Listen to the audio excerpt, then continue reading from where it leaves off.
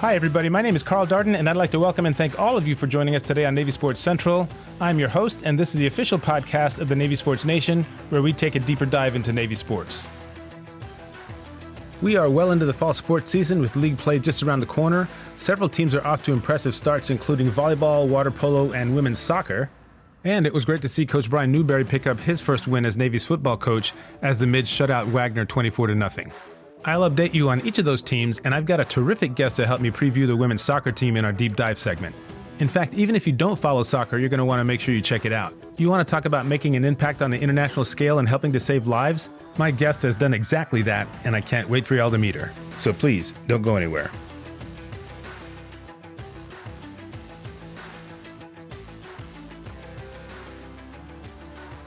Okay, it is great to have you all with us on this 54th episode of Navy Sports Central. Whether this is your first visit or you're a regular listener, thanks for taking the time. We've got a lot to talk about, so I'm going to get right into this sports update. As I mentioned in the opening, there are several Navy teams that have had an excellent start to their season. Topping that list is the volleyball team. The Mids have won 8 of their first 9 matches and are currently on a 7-match winning streak. In fact, they've swept the last 4 teams they've played, and that includes taking down the University of Maryland for the first time a couple weekends ago. Now, the one thing I've noticed about this team so far is they are consistently winning the big points. And I'm talking about when both teams have put up at least 20 points in a set, and every one is critical from that point on. When it matters the most, the Mids have found a way to make a key offensive or defensive play to earn the point and go on to win the match. That is a direct reflection of senior leadership, and this Navy team is playing at an elite level because of athletes like Jamie and Jordan Llewellyn, Anna Kleemeyer, Maggie Bodman, and Avery Miller. The Mids start their Patriot League schedule this Friday at Loyola. The match will be carried on ESPN+, so if you happen to have it, be sure to tune in. This could be a really special year for this team, so you'll definitely want to check them out. Next up, we've got water polo. The Mids have beaten 2 ranked teams, number 9 Long Beach State and number 19 Santa Clara, in the last few weeks. That was good enough to pull them up to number 13 in the rankings. Unfortunately, that number proved to be a little bit unlucky as they dropped their next contest to Wagner in overtime. That puts the team at 5-3 as they get ready for their upcoming conference schedule, and no doubt Coach Nikolai will have them ready to go. And be sure to hang in there all the way through to our Midwatch segment because our male athlete that we'll be featuring is a member of the water polo team. Women's soccer is also off to a great start, and we are going to talk about some of those key players in our deep dive segment. Right now, Coach Gabera has got the Mids playing very well. The only team to score more than 1 goal against them was the University of Maryland, but the offense finally did get going and managed to get out of College Park with a 3-3 tie. Right now, the team is 4-1-3, which includes 3 road wins, so that's pretty impressive. They just finished up their non-conference schedule with a 4-1 win over University of Maryland, Baltimore County, and they open up their Patriot League slate with Loyola on Friday, September 15th. And finally, Coach Newberry and the Navy football team have their first win of the season. The defense looked really good in shutting out Wagner 24-0.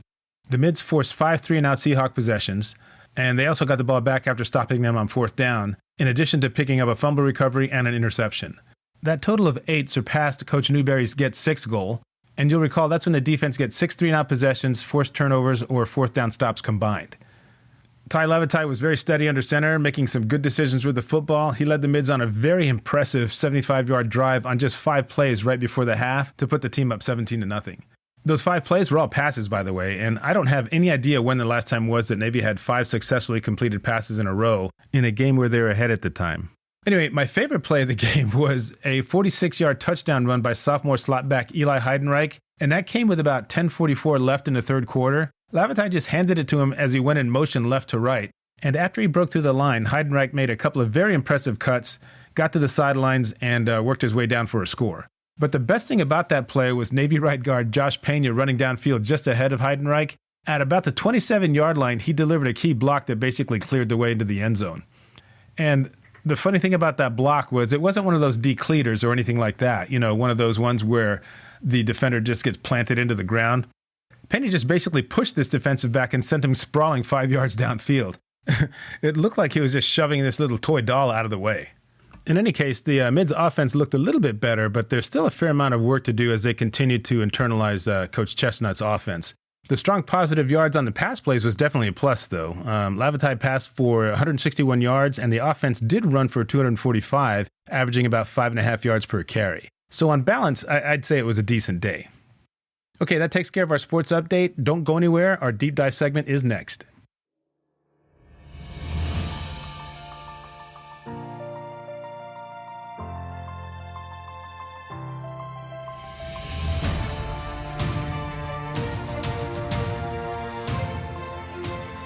This episode's Deep Dive segment features the Navy women's soccer team, and with me today to talk about them is a member of the class of 2006.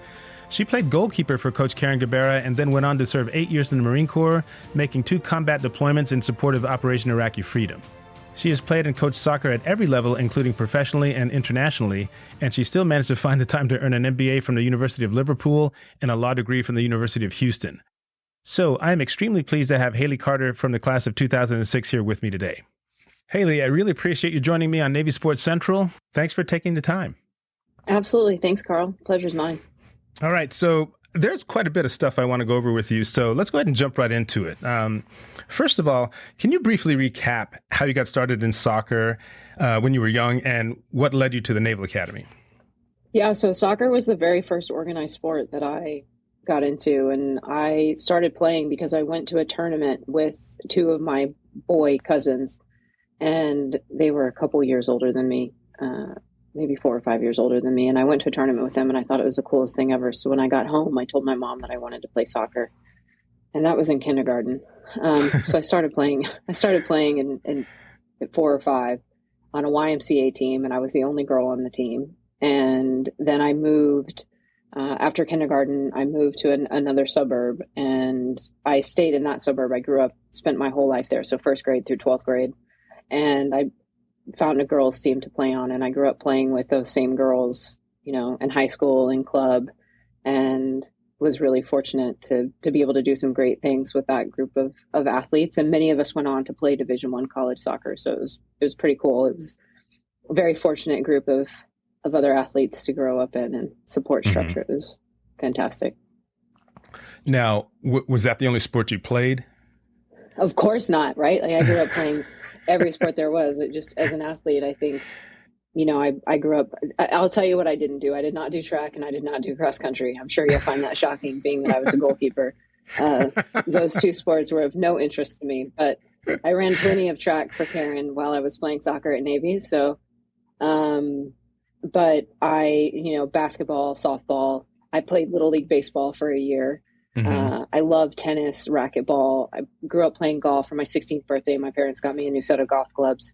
And then my favorite sport outside of soccer was water polo. Oh, how about that? I played water polo in high school. The coach for the water polo team came to me and asked if I could play in goal. She was like, "Do you know how to swim? Can you tread water?" I was like, "Yes, I can do those things." And so I became the goalkeeper for the high school water polo team. And I felt like I was cheating the system a little bit, because when you went to high schools that didn't have, that they had sort of a shallow end, it wasn't like an even depth pool, goalkeepers could stand. And so I'm like standing on the ground defending a goal that's like the size of a hockey goal. And players that I'm playing against are swimming, can't touch the bottom of the pool, right? And I've thought, well, if I can stop soccer balls, I can definitely stop balls being thrown at me when I'm defending a goal that's my wingspan, basically. So I had a great time. I loved it. And it was sort of a stress release for me. I love soccer. Soccer has been my identity for a long, long time, but it's historically been a stress generator. In some circumstances, right, it's a stress release, but when you do it at a high enough level, it can be very stressful. So having other sports and other outlets that I had that I could just enjoy and have fun. And obviously I love to win, but that I wasn't quite as serious about was a relief for me. Those were hobbies, if you will. Right. Now, given all those wide interests in terms of the other sports, what was it about soccer in particular that made it your sport of choice? I mean, I think being a goalkeeper mattered, right? I loved being in goal. And I think when you grow up, there's a lot of players, they don't want to go in goal. And I wanted to play in goal. I love the ability to impact the game, to be able to keep your team in a game, and the leadership and responsibilities that sort of come with that, and the accountability that comes with that when you give up goals. And that really resonated with me. And I think, it's something obviously I was good at. And so I enjoyed it. And a lot of opportunities presented themselves because of it.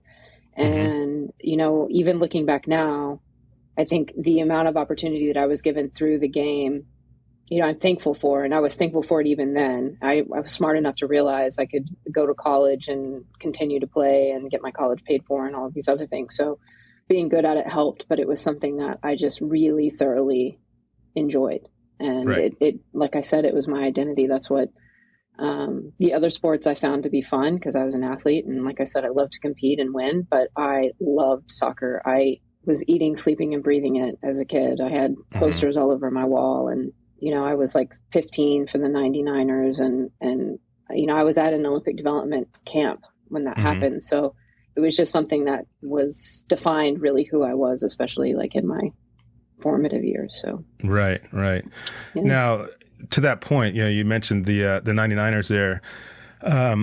That was probably the first Women's World Cup that I saw. Obviously got started in 91. So, back then you had your Brandy Chastain, your Mia Hamm, that group. But, and most recently you've had players like Megan Rapinoe and Abby Wambach. Before all of them was Karen Guevara. Okay. She led that 91 team to the World Cup title, and she was named the tournament's top player. So my question to you is, how much did her reputation play a role in you deciding to go to Navy? I'll be honest with you. It didn't much play a role. And I think that's something that it's important for people to realize. And I can't speak for all athletes that go to Navy, but, I didn't go to Navy to play soccer. I went to Navy because I knew that I wanted to serve my country. It was a good school. I knew that I would graduate and be prepared to lead in all sorts of different scenarios and situations. So, my decision to go to the Naval Academy was distinct, I would say, from my decision to play college soccer. I think having the ability to compete in NCAA Division I athletics was icing on the cake, but I got recruited to plenty of Power 5 Division I schools to play soccer. So my decision to go to Navy had nothing to do with the soccer. I mean, it was beneficial. I was scouted, and so I had a relationship with Karen and Rob going into it. But I think it's important to just be transparent that my decision to go to Navy was to go to Navy. I made the decision pretty early on, probably in like 7th grade. I think in 97 or 98, there was a documentary that came out by the Discovery Channel, and it basically featured all of the service academies in each year at the service academy and what that experience was like, and summer training and those sorts of things. And I remember watching that documentary and telling my mom in 7th grade I wanted to go to the Naval Academy. And that sort of became my goal from the beginning. And so as I got older and started getting recruited to play college soccer, of course I explored all of my opportunities and options, but I really wanted to go to Navy. And so, that I can even tell you that I think there are some athletes that went for the sports. And I remember being frustrated, those athletes, like, you're missing the picture, right? Like, it might be different for other sports, but the things that guided my decision-making around playing at Navy and then commissioning into the Marine Corps were really around like service and the concept of service and how important that was and how influential that was in my life. It was just a very fortunate opportunity that I was going to be able to continue playing Division I college soccer and continue that career, and being able to play for somebody with, the profile that Karen has, and even being supported by Rob Blank was a phenomenal opportunity. But what guided my decision-making was certainly the school itself and what that could possibly mean for my future and beyond. Right. Okay. Yeah. Thanks for making that distinction. I appreciate it. I guess a better question might have been, I don't know if you got recruited by West Point or Air Force, what kind of broke out Navy from those? I was not interested in either of those schools. So I probably got a letter. From at least one of them, but I would have chunked it in the trash as soon as I got it. So truthfully, Right. And, working with young athletes today, I'm like, any of the service academies could be a great option for you. But I was hell-bent on going to Navy. I had no interest in going to school anywhere near the Hudson River. Colorado Springs is nice, but they have no history or legacy. They're brand new. They've only been around for a little while. So, it was Navy for me. It was like Navy or bust. Yeah, I feel the same way. In fact, my dad was in the Air Force, and I can't even count the number of people who asked me, well, why didn't you go to the Air Force Academy? I said, well, because like you said, they had no history. I was all about just that just that tradition and that sort of thing. And I had no interest in going to West Point whatsoever, because all I could envision was those cold Decembers. The building is gray, the skies are gray, the uniforms are gray, the grass is gray. I hear it's nice in the spring, but all right, let's jump into Coach Guevara's coaching style a little bit. What are a couple of things about that style that resonated with you? I think there are really two things about her that stood out to me that I probably have carried on with me in various leadership positions within the game. And the first one is the importance of treating everyone in your program as though they're valued when they're with you in your program and then in the years that follow. And so if you look back at my career, as I was a goalkeeper, right, there's only one goalkeeper that starts in the match. But we traditionally will carry a core of 3 or 4 goalkeepers depending on the year. So, I actually sat the bench my plebe year through my second class year. I didn't start until I was a firstie. But I got really good at understanding my role and knowing my role and feeling valued in that role, that when I showed up at training, like training was my game day. So there was an expectation there that I show up and be the best that I can for my teammates in that role. And so from Karen's standpoint, the way that she treated all of us and really went out of her way to make sure that all of us felt valued and got, an equal amount of attention. And from a development standpoint, we felt like they were invested in us. And, it was hard. I think for me, being a high performing athlete coming out of high school and relatively highly touted, like, it's disappointing. I remember being really disappointed in my plebe and youngster years with not getting playing time. And that was a hard lesson to learn, but there couldn't have been a better place for me to learn that lesson. And that lesson has served me well in many environments, in many contexts. And it serves me well now and leading in the pro game, because we have athletes here as well that, the number one thing that they want to do is see playing time. So the importance of that, and the importance of, we talk about here in our environment in Orlando, that it doesn't matter if you're here on trial for 2 weeks or if you're signed to a multi-year agreement. It doesn't matter if you're a trialist or if you're Marta, the 6-time FIFA World Player of the Year. We're going to treat you the same exact way. We're going to treat you as though you're valued. We're going to make sure you have all the resources that you need to succeed and to develop. And that's something that's really stuck with me. And we talk about as well on the pro game, every player leaves an environment. So whether they retire, they get traded, they get waived, they go on loan. The reality is anybody who comes in is at some point going to leave. And that's also probably true of the staff. And so ensuring that athletes and personnel who work for us are developing on and off the field as people and as players or as coaches, that they're leaving in a better place than when they arrived. And I think that that's something that really, that stood out to me in playing for Karen and the growth that I did in the 4 years that I was there. That's just something that's really stuck with me.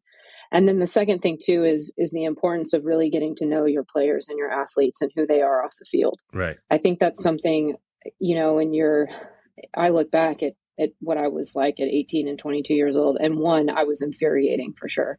I can only imagine, like, looking back on, I feel like I've lived 20 lifetimes since then. And the person that I was then, very different than the person that I am now. But the effort and time that the staff and Karen and Rob and others, Greg Calhoun, who's our athletic trainer, who's one of my people, put into getting to know us as people as much as players. And that's especially important at Navy, where you're taking 20 hours a semester on top of playing college athletics. And they had to make the effort to get to know us because there's just so little time. There's so little time that we get to spend with them. So whether we're in the weight room at lunchtime or we're training after school, it is genuinely a really limited amount of time. And you look at the length of the college season, it's not very long. Even with spring season and the fall season, you're kind of limited on time. So they went out of their way to make the effort to really get to know us as people as much as players, and really be invested in what we wanted to achieve and what we were doing off the field, how we were performing, what was going on in our lives, what was causing stress and that sort of stuff. And really supporting that, really supporting the academic struggle, if you will, of Navy, because, you look at other schools and Division I programs, and it's the sports that are the priority, not the academics. And so to be supported on that level was really important too. Okay. So You finished up your time there. You graduated in 2006 with honors, right? Yep.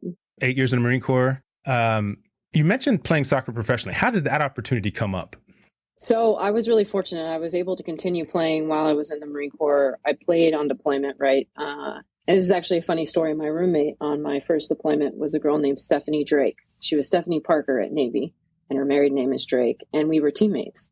And she was a logistics officer as well. We were roommates. I was awake at night. She was awake during the day. So I was a day sleeper. But we would go and play in tournaments on Fallujah, once a month. And we'd go and play pickup. And we actually got connected with several Iraqi interpreters that were working on Fallujah because Quinn Nash, who was Quinn Reinhardt at the time, and Claire Henry had been there on the deployment right before us. So they told the interpreters, hey, we have 2 teammates from Navy that are coming.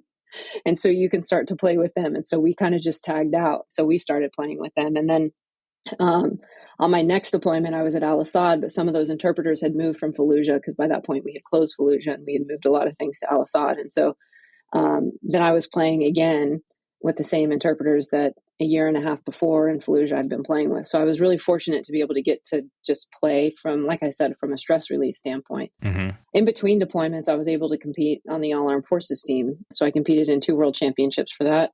And it was just an amazing time. For those of us, for the vast majority, it was, Air Force grads, West Point grads, Navy grads. There was a few other college athletes that did ROTC and a few enlisted athletes. And for us, I think many of us, that was the highest level of soccer that we had played.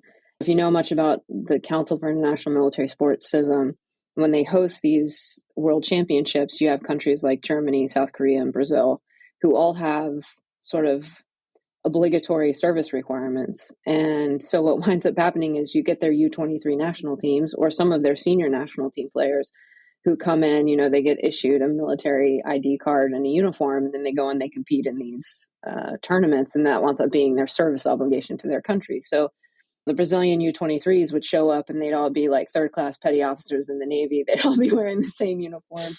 And, we'd show up and it'd be a smattering of all of the different service branches. And but the soccer was some of the best soccer that you can imagine. And so there's athletes that, I played against then in those tournaments who then later came to the NWSL, and I've seen in other environments as well. So that was incredible. That was really fortunate to be able to do that. And then I moved to Hawaii. I was stationed in Hawaii with the Joint POW MIA Counting Command. And when I was not out on missions for that, I was able to play semi-professionally for a club called the Honolulu Bulls. Mm-hmm. And there's this league called the W1 League there. And it's very much, you get together and you go out to a soccer park. It very much seems like recreational soccer. You get to a soccer park, you play on a Sunday afternoon, and there's 20 other fields with kids on it and it's whatever. But the level of the soccer there was actually quite good. Caprice Didasco, who now actually plays for the Houston Dash, was my teammate for the Bulls. And she was a senior in high school. She was getting ready to go to UCLA. And so you look at the level of players that were playing in that league, and it was actually wound up being really competitive. And that was 2011, 2012, 2013. When I got out of the Marine Corps, I took a job in Austin. I took a corporate procurement job. And so I was a logistics officer in the Marine Corps. So not long after that, the Dash were established as an expansion team in the National Women's Soccer League. And I got a call from their new head coach. And just back then, you only could sign 2 goalkeepers to a contract. And you need more than 2 goalkeepers to survive a season. You need more than 2 goalkeepers to survive a preseason. Right. And so, I got asked, well, you're back in Texas, right? Would you be interested in coming in? Well, of course I would. So, I was like, well, come to open tryouts and then we'll see how you're doing at open tryouts and then we'll go from there. So I went to open tryouts and I got invited to come in for preseason, and then I was there as a reserve for the next 3 seasons. So there you go. Good deal. All right. So now I wanted to transition and talk about some of the players on this year's Navy team. And I know that with your schedule and everything, it's been really tough to follow, but the approach I'd like to take is just basically throw out about 5 players out there, give you a little bit of background, and then ask you to draw upon your player and coach experience to provide some perspective for me. Okay. Sounds great. So I want to start with Jenna Daunt, who is a senior midfielder. She's from Haymarket, Virginia, which is about 40 miles west of D.C., and she has been a constant presence on the field the last 2 years, especially, starting 31 of 38 games, I think. And one of the things that have been pointed out about her is she's a very, very good two-way player, as most midfielders have to be. Yep. As I will tell you right now that I'm not tremendously schooled in soccer. I try to educate myself as much as I can. Yeah. There are some sports that kind of cross over, like I'm very familiar with lacrosse and the role of midfielders in lacrosse and that sort of thing. But from what I've been able to find out, the midfielders in soccer, they have a ton of responsibility just based on whatever the team strategy is. Yeah. But one thing that I think is fair to say is they got to be really good in transition. They got to have really good positional awareness, and they have to have an eye for creating scoring opportunities. So that's something Jenna's been able to do fairly consistently. And I was wondering if you could kind of speak to those three skills, if you could maybe force rank them or throw in a couple that I might have left out. Yeah. And just tell me what, as a coach, what responsibilities as a midfielder are most important to you. Yeah. So I think if you look at our environment, and I know the expectations Karen has of midfielders as well, something that's important for us when you talk about being a two-way player, like you have to be able to track back and defend. Mm-hmm. Nobody wants a midfielder who's not going to put in the work defensively. So ensuring that you're fit enough to do it and you're smart enough to read when it needs to be done, or to even sit in seams and block and prevent that from happening. So that goes back to your positional awareness piece. But so that's something that we really care about is, are you gonna put the work in? Are you gonna be the gritty player who tracks back and does what needs to be done, especially in the case of a turnover, right? So that matters for us. The other thing too is like when you receive the ball, are you looking forward? Are you taking a forward touch? Are you looking for seams? And on the other side, if you're off the ball and we've now regained possession, are you finding seams, right? So the positional awareness you talk about, are you looking around to find the space that's available? Are you creating space for your teammates based upon your movements? So obviously you need to be technical enough to be able to play one touch, two touch, find those goal scoring opportunities, not be afraid to take a shot when you can get it at the top of the box. And having that confidence. But, for midfielders, really being that all-around footballer where you are smart defensively, you're mobile, you'll track back, but also the minute that transition happens and you regain possession, are you getting into those spaces that you're creating opportunities for your team to advance and build up the field? Mm-hmm. From what I've heard, Jenna is that player, right? She's a complete package. She's able to get into those spaces, but she's also willing to do the work defensively. So having a player like that that's tenacious offensively and defensively is like hitting the jackpot as far as a midfielder is concerned, for sure. Yeah, yeah. And I want to take a second to ask you this question as well, because soccer is one of those sports that when you look at things statistically, right? I mean, certainly there's, goals and assists in the offensive end, and specific to the goalkeeper, there's saves and, goals against average and stuff like that. But when you talk about those players like your midfielders and your backline defenders, your midfielders can get an opportunity to score for sure, and some of the defenders also, but not as many statistics to track them performance-wise, right? So in your capacity, I guess I can even address this now just based on what your current role is. How do you evaluate those players where those numbers just don't show up on a sheet all the time? Yeah, so we evaluate a couple of different stats. So one, I'll tell you, I am very much a middle of the road person in terms of, there's like the science of soccer and the art of soccer. So I feel like you can make stats and numbers tell any story that you want, depending upon how you use them. So I like to combine statistics with the eye test. So, I can look and see whether or not a footballer is a good footballer, but having data to support your thoughts or second guess your thoughts, make you really, evaluate and reflect on whether or not you what you're seeing is really what you're facing, sort of testing your biases, if you will. Mm-hmm. But the statistics we really look at, like when we're scouting players or recruiting them potentially to sign them, there's a couple. One, we talk about fitness, right? So we talk about your average match speed, your maximum match speed, so how fast you are in kilometers per hour, but also your average, like, in general, like I know how fast you are. I can see what you can sprint, but what are you on average with the ball at your feet? What are you moving at? Mm-hmm. Your average distance covered in a match. Now that can kind of go other way. It depends on how smart you are as a player, right? Some players are running all over the place because they don't know how to read the game as well. right? So their average, distance covered in a match can be a little bit higher, but Right. but it's always good to know, like I said, that's why you couple it with the eye test, because you can see, is this player just a workhorse and they're just working their tail off and that's why they're covering that kind of distance, or are they just running around like a chicken with their head cut off? So you can make that determination. But for midfielders, things that we look at are like successful tackles. So if they go in for a tackle, we talk about the defensive work. Like, what is their success rate when they go in for a tackle? We also look at their successful passing percentage, right? So how accurate on average are the passes that they're making?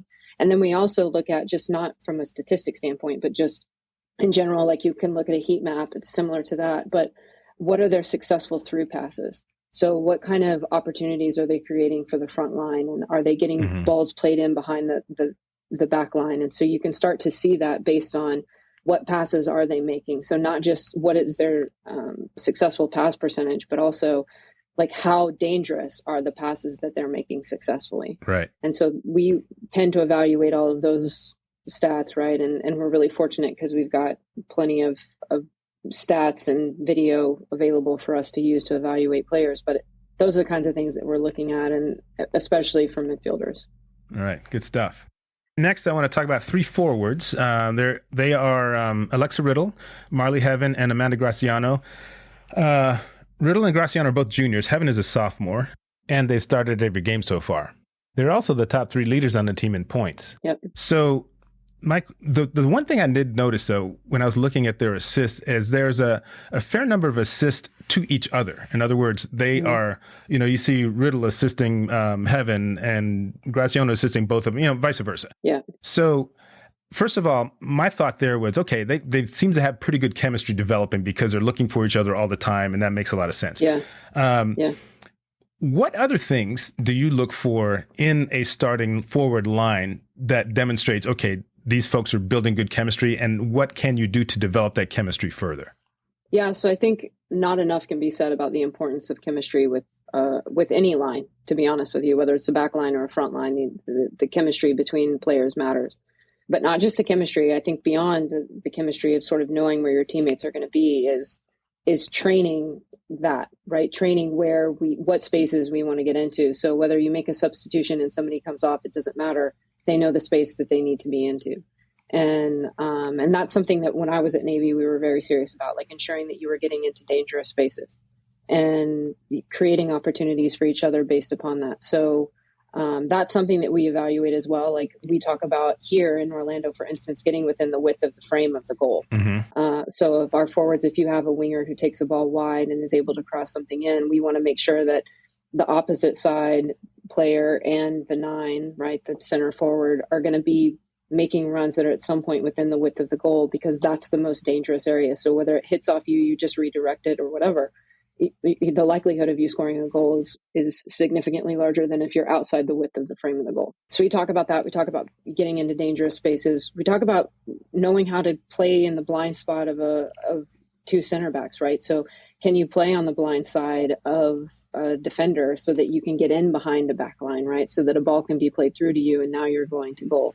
And so how do you read that? How do you read stepping up and creating space so that somebody else potentially can get behind? So we evaluate that. And then the other thing too is having the confidence to take your chances in front of goal. It's, again, something we talk about here, and this is true across the college game and at Navy, is players will get the opportunity at the top of the box, but they want to have a perfect touch. They want to set themselves up on a silver platter. And the problem is, right, if you take too many touches, you lose possession. Well, now half of your team is in the attacking third, and now you're facing a counter and a transition with very few people back. So trying to explain, like, listen, you're better off just hitting it one time and whiffing it and it going out for a goal kick than you are losing possession while we're having to now deal with the counter. Right. And then once you present it to players like that, like, oh, yeah, I should just shoot it. You're like, yes, you should. You should take, if you got to take one touch to settle it, fine. But also don't be afraid to hit it one time. And if you miss hit it, you miss hit it. But have the confidence to try and attempt to be dangerous, because if you don't miss hit it, that's going to be a very, very dangerous strike. And that's going to be very difficult for defenders and goalkeepers to deal with. So, having that confidence, getting into dangerous spaces, knowing how to get in behind a back line. And then, like I said, training that chemistry and training that these are the spaces we anticipate each other being able to get into, and then knowing that. So even as you have to make changes per se, you've got, where your teammates are going to be because you've trained that over and over and over again. Right. All right, now I'm going to move over to the defense. We got a couple more players I want to cover. One of them is Kiefer Williamson. She's a senior who last year really started to kind of show herself as a defender who is just totally reliable. I mean, I'll ask you because I'm not quite certain based on, again, my experience with soccer. So far this year, she's averaged about 75 minutes of field time. Okay. And last year, there were a few games where she was over 80. So what is the norm as it relates to a good defender being out there on the field in terms of time? Minutes. So, I'll tell you, this is what I love about the college game is you get reentry in the second half. We don't have that. We don't have that in the pro game. So for us, for the most part, unless you're making a tactical adjustment, the back line you start with is the back line you end with. Mm-hmm. And so for us, we tend to see consistent 90 minutes at the pro level. But at the college level, again, because you have reentry and you have the ability to make some changes in your back line as you need and ensure that players that you need to get a break, catch a breath for a second to get back on to then be playing at 100%. Is really fortunate. I love that. It makes the game completely different, truthfully. There are so many things that are different about the college game, but reentry is certainly a big one. So, being able to maximize the impact of players because you have reentry available to you, you've got flexibility. When you've got depth, it just sort of depends, right? So Karen's got the depth to be able to work with reentry in the back line, and that is a very fortunate place to be. I don't recall when I was playing there that we had much depth in our back line. I remember Lindsay Adlam was our team captain and she played in our back line and maybe it was just a long time ago, but I remember pretty consistently holding on to our back line as often as we could. I think maybe an outside back might get subbed here or there because, outside backs, that position is a gassing position. You are running up and down the field the entire match. Right. And so, I think it just varies. And having the ability, like I said, to do reentry means you've got some depth, and that's a really good place to be. Yeah. Now, what are some of those qualities in a defender that fosters that high level of trust? In other words, if I can help it, you are never coming out of the game. Yeah, I think, we talk about fitness. Fitness has obviously been a high priority for Navy for a very, very long time. So you have the fitness and you're smart on the ball, your decision making and looking for space, looking for options, knowing how to create space. One thing that's very different now than when I played is now the trend is to try and build out from the back. When I played, it was who could kick the ball the furthest, whether it was off a punt or a goal kick. It was how accurate are your goalkeeper's distribution skills, because that really mattered. And now that's not the case, right? Now you see a lot of teams, every team really, sort of building out of the back. So being a defender, you've got to be somebody who's comfortable with the ball at your feet and getting into spaces and being able to ping balls, 20, 30, 40 yards on the deck effectively is really important, but also being smart about how you're defending, right? So not just a good 1v1 defender, but how you're defending as a unit. And we talk about the chemistry, right? That's why I say chemistry is just as important for a goalkeeper and a back line as it is for a front line. And ensuring that from a communication standpoint, you're all on the same page and really knowing how to cover for your teammates so that your ability to read the game is really, really important as well as a defender. Okay, great. And you've hit on a couple of things that kind of feed right into our next player here, which is the goalkeeper, Maddie Gallagher, who has been... I love Maddie Gallagher, by the way. I'm a huge Maddie Gallagher fan. I remember last season she did really well, and I texted Karen and I was like, I love her. I don't know her, but I love her. I'm a big fan. she's pretty awesome. And in the games that I actually was able to catch a game live, I think it was just about 2 years ago. Yeah, I happened to be out in Annapolis, and they were playing a night game at Glen Warner. But anyway, clearly somebody who has been a mainstay on that team for all 4 years, and she's off to a great start this year. Goals against average hovering right there at about 1. Mm-hmm. Now, you spoke to communication, and obviously that goes a long way towards making sure that the defense is playing at the top level. So what does good communication sound like, if that's a good question for you? I mean, I know what it sounds like on a lacrosse field and a basketball court. Yeah. What does it sound like on a soccer field? It's really just consistency, right? So you're all speaking the same language. We talk about here, the terms that we use, are pretty consistent, I would say, across the professional landscape. But it's really about ensuring that when I use a term, you know what I'm saying. Mm-hmm. And that, something we talk about too is not communicating just for the sake of saying something, but it has to be useful. It has to be useful information, because when you're playing in a stadium, right, where you talk about playing in Portland, there's 30,000 people in Portland. You can't hear hardly anything. So when you communicate, it has to be loud, but you're communicating useful things. Mm-hmm. You tend to see some goalkeepers and players that are like cheerleading a lot. We don't have time for cheerleading. Like, cheerleading is okay every now and again, but if you're communicating with a purpose, right? So whether it's left shoulder or right shoulder, to tell a defender if they've got an opponent on one side of them or the other, or home to send the ball back to the goalkeeper so the goalkeeper can reset it and build back out. It's knowing when to step and when to hold, and just making sure that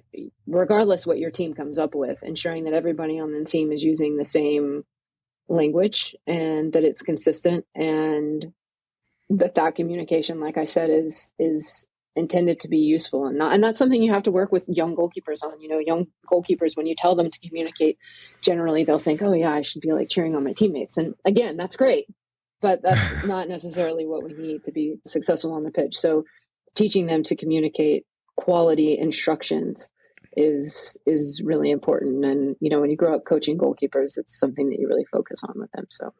All right, good. Okay, so that's going to take us to the end of our discussion around the players. So we're going to go ahead and take a short break. But first, I wanted to let you all know that you can stay totally up to speed on what's going on with Navy sports by joining our group Facebook page and by following this podcast. I'll put a link in the show notes to get you to our Navy Sports Nation group page, and following the show is even easier. All you got to do is tap the follow button, whether you're listening to Apple Podcasts, Spotify, Google Podcasts, it doesn't matter. This will automatically drop the most recent episode into your library as soon as it's released, and you can listen to it whenever you're ready. It is definitely the easiest way to show your support for Navy Sports Central and the fastest way to grow the Navy Sports Nation community, so go ahead and hit that follow button right now. We'll be right back.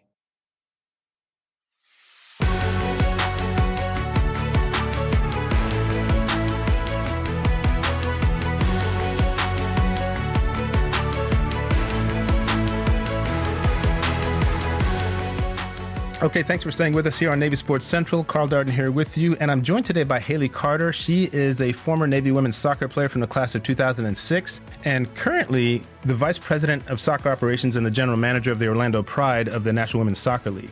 Hailey, we're going to get into your current position here in a minute, but first, I wanted to give you an opportunity to share a story or a cause that's really important to you, just to get it out there and increase some awareness. I found that this is a great way to gain some additional insight when it comes to discovering who people are, and it can be an opportunity to learn something as well. So the mic is yours. Thanks. So, some people who've looked at my background may know that, I coached collegiately and in the youth space prior to coming into this position, but I also coached in the international space. And one of the countries that I worked with, I was the assistant coach, was the Afghanistan women's national team. Mm-hmm. I worked with them from 2016 to 2018. And we navigated quite a few battles around the abuse of players and holding the Afghan Football Federation and individuals in that federation accountable for that abuse. So that basically took up the whole of 2019. And my time with the Afghan women's national team players, I'd recommend anyone who's listening to this to really research that team and the things that they went through in 2018 and 2019 and what they experienced. And those young women fundamentally changed the criminal justice system in Afghanistan at the time. Now things are obviously a little bit different, but the work that they did not only fundamentally changed the criminal justice system and how the abuse of women was handled by the legal system in Afghanistan, but also fundamentally changed how FIFA, which is the international governing body for soccer, handles instances of abuse of players. Mm-hmm. And they really set it was almost like the Me Too movement for women in Afghanistan and for athletes of the game worldwide. And something that's important to know is that initially when we were dealing with instances of abuse, that the response we got, oh, well, it's Afghanistan. These sorts of things just happen in Afghanistan. Well, not 2 years later, we're seeing instances of it here in the United States in the National Women's Soccer League being investigated. So it happens everywhere. Mm-hmm. It happens in every sport. And so I think raising awareness on that team in particular and the sacrifices that they made to reform systemically how abuse is addressed in the game is really important. You look at the latest World Cup and, Jenny Hermoso gets kissed on the lips by the president of the Spanish Football Federation right after the championship game, in a non-consensual manner. He did that in front of millions of people, and the fight around him being held accountable for that, it's like a question mark. The guy did it in front of millions of people on global television. Yeah, I mean, and it's still a question mark as to whether or not that's acceptable behavior. Mm-hmm. So I would encourage everyone to look into that. The other piece about the Afghan women's national team is that, I participated. I was one of 5 individuals, a team that evacuated them out of Kabul in, August of 2021. And now most of them have been resettled in Australia, and they're now playing soccer under the umbrella of a professional club in Melbourne called Melbourne Victory. And so they've, regathered together and are competing as a club team. But one of the issues that they're facing right now is that FIFA is not working to formally recognize the Afghan women's national team anymore. As you can imagine, the Afghan Football Federation will not recognize the women's team because the Afghan Football Federation is now being run by the Taliban. And so men are being allowed to compete under the flag of Afghanistan, but the women are not. So all of the work that we did, talk about nation building, all of the work that we did, and this is probably why I'm so serious and passionate about it, is, the work that we did in the Middle East to try and empower women. For the last 20 years in Afghanistan, we've done everything that we can to empower women and create opportunities for them and chances for them. And as a result, the Afghan women's national team was born. Mm-hmm. And they were able to live out their dreams and compete and play international soccer. And now that the Taliban is back, all of that work and all of that investment and all of those dreams have just been shattered overnight. And with the Afghan Football Federation being allowed to continue to sanction men's friendlies while prohibiting women from playing is a direct violation of FIFA's own policies. So, it's something that's frustrating for me to see, and for others, that FIFA has the opportunity to make the right statement here, and hold the Afghan Football Federation accountable. It's not like there's other countries around who just haven't invested in women's football. This is a country that is expressly prohibiting women from participating in these things. So, there's a lot of work that's happening behind the scenes trying to get the athletes, trying to give them a way to be able to sanction so that they can compete internationally again. And being that they're in Australia, right, and we just completed the Women's World Cup in Australia a couple of weeks ago, it's really important that we continue to keep visibility and awareness of the fight that they're still fighting to be able to play the game. And it's always interesting to me because we talk about sports, and, when you start comparing being in the Marine Corps and working in professional sports are not life and death. Mm-hmm. The Marine Corps, life or death decisions. Professional sports, not so much. But for these women, playing the game of soccer was very much a life or death decision. And, it really is something that kind of puts things in perspective for you in the big scheme of things. Like that this is a game, but they were willing to risk their lives to be able to play it. They're separated from their families who are still in Afghanistan, all because they, kick a ball around. So, right. Yeah, right. I would just encourage everyone to look up their story and, be aware that this game means so much more to so many people around the world. Wow. Pretty compelling story. I really appreciate you sharing that with us. All right, now let's talk a little bit about what you're up to these days. As I mentioned on the lead-in, you are the Vice President of Soccer Operations and the General Manager of the Orlando Pride. Can you talk a little bit about how long the National Women's Soccer League has been around, how many teams, that sort of thing? Yeah, so the National Women's Soccer League was established in 2013. That was its first season. And right now, we currently have 12 teams, but we've got 2 more expansion teams that have come on board. So next season, we'll compete as 14 teams. And then we have additional expansion teams that are looking to come on before 2026. But it's grown quite a bit since its infancy in terms of investment and interest. And it's good things are happening. It's the 3rd iteration of professional women's soccer in the United States. The first was WUSA, and the second was WPS, Women's Professional Soccer. And now the third is the NWSL. And prior to the NWSL, no league had survived into its sort of 3rd season and beyond. And so when the NWSL successfully completed its 3rd season and rolled into its 4th season, that was a big accomplishment. And now here we are, in 2023 competing. So there you go. Good stuff. Yeah. All right. So now I'd like to focus on your team here and talk a little bit about goals. You took over the job in January. What would you say the primary goal is for you over the next 1 to 2 years when it comes to putting the team on your desired path to success? Yeah, so the Orlando Pride was established in 2016, 2015, 2016. So what I can tell you is there's been a significant amount of churn in our club, whether it's been front office churn, head coaching churn, ownership changes and churn. And so, one of our biggest goals, one of the things I was hired to do, our head coach, he's a first year head coach as well, is to really sort of lay a foundation that can be built that is going to create sustainable success over the long term. Obviously we're in it to win. We need to win and get as many points as we can right now and perform, because that's the nature of professional sports. So that's really the focus of our coach and our technical staff. But my focus has to be bigger than that, right? My focus is much more strategic. And so, how are we creating an environment, a high performance environment and a culture where the best players in the world want to come and play here, and the staff wants to come and work here, and everybody is excited to come to work and to thrive and to be the best that they can be for their teammates and for the club. And I'm excited. I think in this initial first season, we've implemented some things that I think as we start to get into the next couple of seasons, are going to start to pay off. So. Okay. All right. Mm-hmm. Now, you spoke a little bit about the coach, and just following sports for as long as I have, there's a few franchises that really kind of stick out to me on a professional level, most specifically, the San Antonio Spurs basketball team. Yep. And one of the reasons is because of that strong relationship between the general manager and the coach, right? So what do you think are some of the critical elements that go into making sure that your connection with your coach is as strong as it can be? So I'll tell you, so Sub Hines is our head coach, and I would tell you that we have a phenomenal relationship, not just with him, but also with assistant coaches and the entire technical staff. For me, Sub obviously reports to me, but we very much make decisions in collaboration with each other. And we're very serious about fostering an environment of professional disagreement.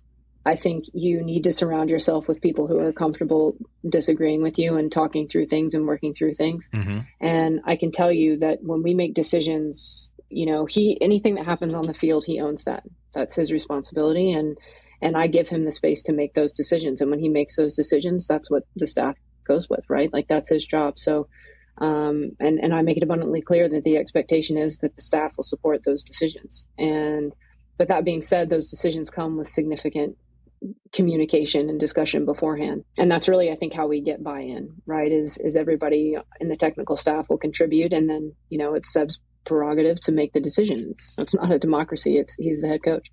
And when it comes to the two of us and making those decisions, we tend not to make a decision on a player, for instance, unless we both get to yes. Right. So if I'm a no, the answer is no. And if he's a no, the answer is no. Both of us have to be at yes. So we work to get the other to yes. And sometimes we are able to, and sometimes we're not. But what we found is if we can't get each other both to yes, then whatever we're trying to implement or whatever player we're trying to bring in or whatever, we're going to set that player or initiative up for failure right off the bat, because it's something that we both have to be on board with. So I think having an open relationship and creating, like I said, that environment for professional disagreement and constructive criticism and growth, having a growth mindset. Like everybody here checks their egos at the door, and we're all learning together and we're navigating things together, and we do that as a team. And then, we talk about everything that happens on the field being his responsibility, right? Everything that happens elsewise ultimately is my responsibility. So knowing that we're accountable to those things, but also being accountable to each other for our performance is just really created a positive environment. We love working together. It's criminal probably how much fun we have working with each other, but it's, I would agree with you. It's such an important relationship, and it's something where we have to be in alignment on things, and, just being professionally considerate of where someone's at and getting to know them well enough to know, and hey, you responded this way to this, but I don't think that's really what's bothering you. What's going on? And being comfortable enough to have those conversations. And again, I think to be reflective and to get feedback on your performance and being willing to take that feedback and change to be better, I think is really important. So like I said, everybody here checks their egos at the door, and it's always about the club and about the team. It doesn't matter who you are. Like no one here is more important than the club itself.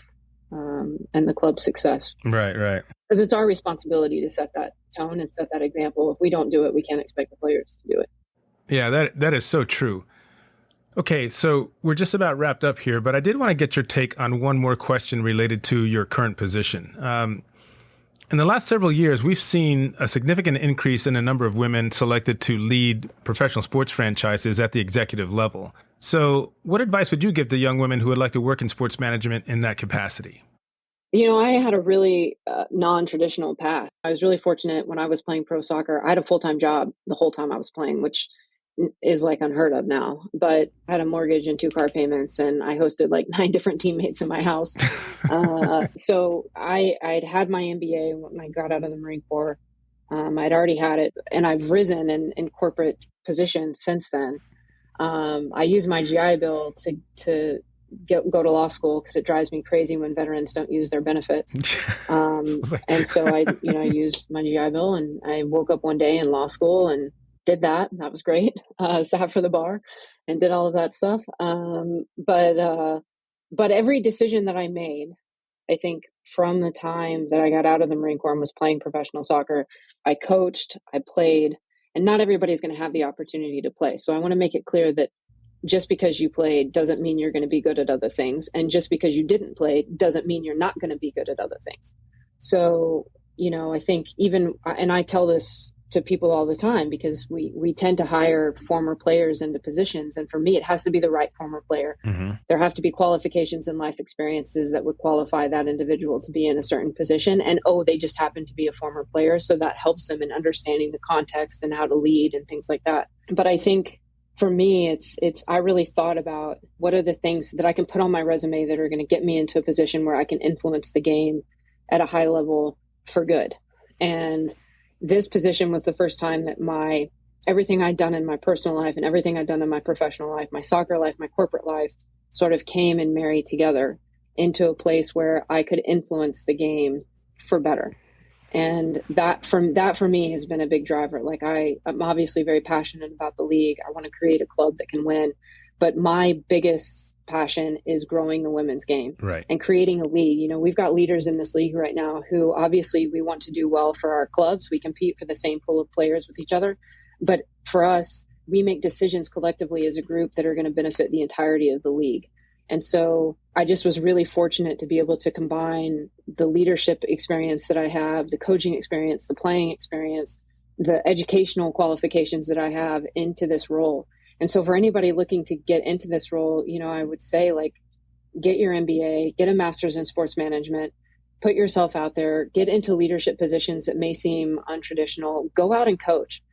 Coaching will change your perspective on the game completely. I became a better player when I started coaching because I had a better understanding of the game when I was coaching. And I also had a better understanding of what my coaches were navigating. So I probably was more fun to be around from a coach's standpoint when I started coaching myself. So, get out and coach and learn about the sport that you want to be involved in, and so that you can be conversational in it, and look for internships where you can work in an operations side or on the business side or in marketing. Find any opportunity you can to be around the sport that you're interested in working in. And even if it's not a sport you're interested in working in, but that you want to work in sports, if the opportunity presents itself, take it. And then I would just say, don't go to law school. It's a trap. Mine was free, so it's a little bit different.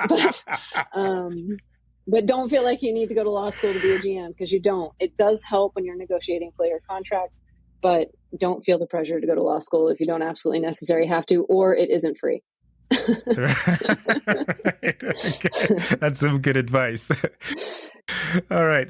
That's gonna do it for the heavy duty questions. I just want to finish things up by just asking 3 or 4 fun type questions, and I'll let you get on with the rest of the day. But I like to throw these in with some guests just to kind of find out a little bit more about them and that sort of thing. So the first one is, what is your favorite sports themed movie? Bull Durham. Okay. Bull Durham. I love Bull Durham. Yeah, that was one of my favorites as well. Okay, next. Weirdest, most strange, or funniest thing that's ever happened in a game where you either played or coached? I would say I could come up with a couple, but they're probably not appropriate for this podcast. But the one memory that I would give, because this is a Navy women's soccer memory, and it wasn't weird or crazy. We didn't actually get to play, but we used to play in this tournament in the spring called Kicks Against Breast Cancer, and it was played at the Plex in Germantown, Maryland. And we drove over to it. I forget who we were supposed to play that day. We were supposed to, I don't, it doesn't even matter. But it starts blizzard, like out of nowhere, just thick, fat snowflakes coming down. So there's no way we're going to be able to compete. So North Carolina has like gotten on their bus.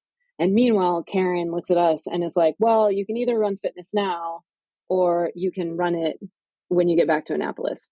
So of course, naturally, all of us are like, oh, we're going to run the fitness now, because when we get back to Annapolis, we want to be done and off. So it was a terrible decision, by the way.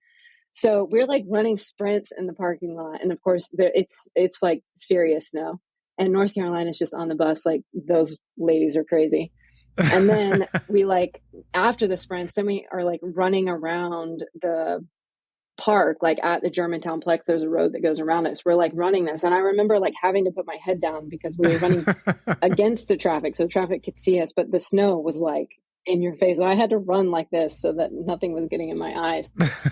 And I just remember getting back and being like, that was like getting back and getting on the bus and being like, oh my God, I've never been so cold in my life. And that was ridiculous. Mm-hmm. But we get on the bus and we drive back to Annapolis. And I swear it's like 40 degrees warmer in Annapolis. There's no snow anywhere. It's like a 45-minute drive. Like, that's hilarious. So yeah, so then we get back and I'm like, man, I would have much preferred to run the fitness when we got back to Annapolis. But it was a wild story. We have still, there's a team photo floating around of all of us in the snow. But it was a solid experience. And I can tell you that I'm friends with players who played at UNC at the time, and hearing their version of that story is very funny, because they're like, those Navy ladies are crazy. Like, what are they doing? And Anson's like, well, that's why they serve our country and why you don't. Yeah, so that is one of my craziest stories, but yeah. All right. That's pretty good. Okay. I'm going to go ahead and finish up with this one. And it's appropriate because of the position that you played. In your opinion, the best U.S. women's national team goalkeeper, and why? This is going to be controversial, but I'm going to say Hope Solo. Hope Solo is the best goalkeeper to play in the history of the U.S. women's team. That's just a fact. Factually speaking. I don't doubt that. Just based on my small data set and the games that I've seen, I would have to agree with that. If you just look at her performance on the field, I don't really have much of an argument against it. I think. What do you think made her so good? Her athleticism, certainly. I don't know if you know this about her, but she didn't really start playing in goal until she was about 16. Oh, wow. Okay. So she actually played in the field. In college, she wanted to play in both positions. She was a soccer player. But I think her athleticism, and I think her like unflinchingly, unapologetic approach to being herself. Mm-hmm. And, she's an extremely polarizing figure. You either love her or you hate her, but the reality is her performance on the pitch consistently, time after time. I think we've certainly had our fair share of incredible goalkeepers. You look at Bryce Curry, you look at others, performance-wise on the field, I don't think that anyone holds a candle to Hope and her performance over time. So, yeah, like I said, perhaps a controversial answer, but I only call them like I see them. That's right. And I'm with you. I mean, like I said, based on what I saw in her performances, specifically in the World Cup, I mean, she showed up for those. An unbelievable athlete. An unbelievable athlete, for sure. So. All right. So, Hailey, we're going to wrap things up there. Listen, thank you so much for taking the time to speak with me today. I've probably taken a quantum leap in terms of my knowledge as far as professional sports go and what goes on behind the scenes. So I appreciate you educating me there. Yeah. Absolutely. Thanks for having me on. This has been fun. Thanks very much. Okay. You take care. All right. Coming up next, we have our question of the day and mid-watch segments. This is Carl Darden, and you're listening to Navy Sports Central.